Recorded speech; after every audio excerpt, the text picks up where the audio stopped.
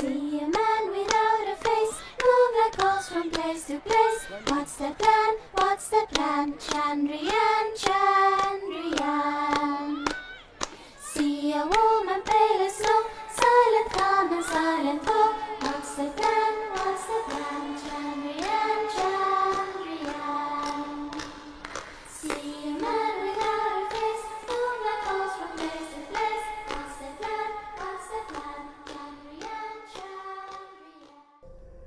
Some questions are better left alone, but humanity isn't satisfied with that. We always manage to stick our noses where it doesn't belong.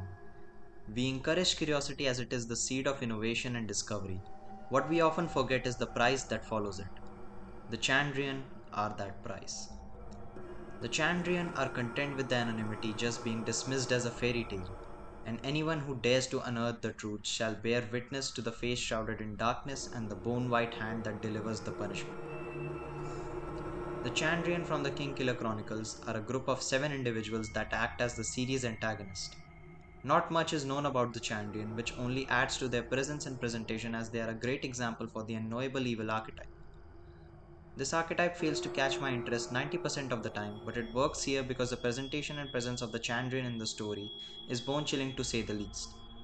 The world building is a big factor in the effectiveness of the Chandrian's presence. The world in the Kingkiller Chronicles is filled to the brim with unsettling mysteries. The world even feels broken at times as if something colossal happened that changed the very course of the world down a tragic path, but no one seems to be aware of it. It's as if the knowledge was carefully pruned from every book, every place, and every mind. The lore of this world is one of its strongest points.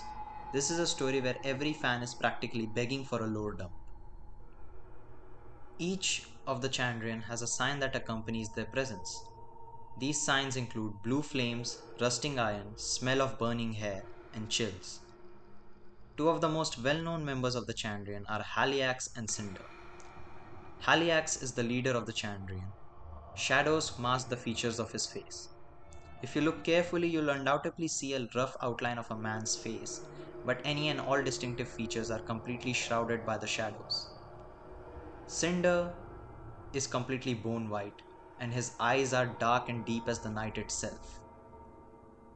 Every place has its own set of superstition, and sometimes all these superstitions are just different variations of each other.